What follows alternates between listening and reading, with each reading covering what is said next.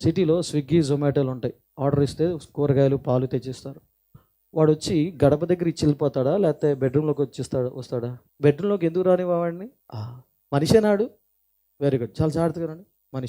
మనిషి అయినప్పటికీ కూడా వాడికి ఎక్కడ స్థానం అక్కడే. తర్వాత మీ చుట్టాలు వచ్చారు, మీ చుట్టాలు, ఓకే, వాళ్ళు గడప దగ్గరే హాయ్ బాయ్ అంటావా, ఇంట్లోకి రమ్మంటావా? ఓకే, మీ చుట్టాలు మనుషులేనా? Very good. ఆ పాలోడు మనిషేనా? Very good. తర్వాత నీ క్లోజ్ ఫ్రెండ్స్ వచ్చారు, నీ క్లోజ్ ఫ్రెండ్స్ చాలా దగ్గర వాళ్ళు వచ్చారు, చాలా దగ్గర వాళ్ళు. వాళ్ళు ఎంత దూరం రాణిస్తావు మీ ఇంట్లోకి? రూమ్లో కూడా రాణిస్తావు. హాల్ మాత్రమే కాదు, రూమ్లోకి తిరగనిస్తావు. ఫ్రిడ్జ్లో ఏమైనా తీసుకోవచ్చు కదా ఓపెన్గా. పాలోడు వచ్చి తీసుకుంటే కొడతావు. వాళ్ళు మనుషులే.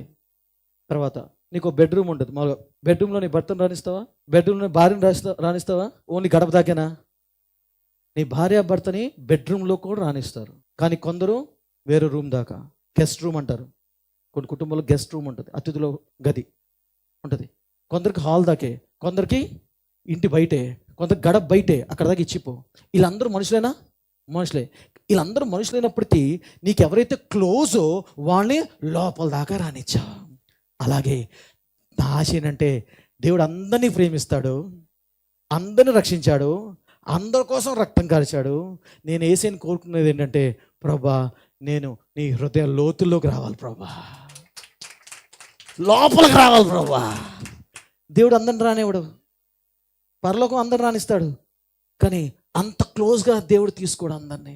తన హృదయంలో చోటు వేరు. ఆవరణ, పాత నిబంధనలు కొందరికి బైబిల్ తెలుసు. ఆవరణ, పరిశుద్ధ స్థలము, అతి పరిశుద్ధ స్థలము.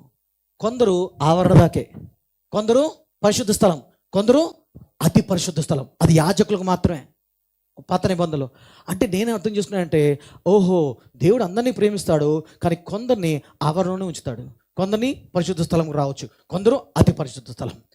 అప్పుడు నాకు అది అర్థమై, ప్రభా నాకైతే అతి పరిశుద్ధ స్థలంలోకి రావాలి, నీతో క్లోజ్గా ఉండాలి. ఎందుకంటే ఒక మనిషి తన మనసుని అందరితో పంచుకోడు. అలా నువ్వు కూడా నీ హృదయాన్ని అందరితో పంచుకో. కొందరిని పంచుకుంటావు, ఆ కొందరిలో నేను ఉండాలి.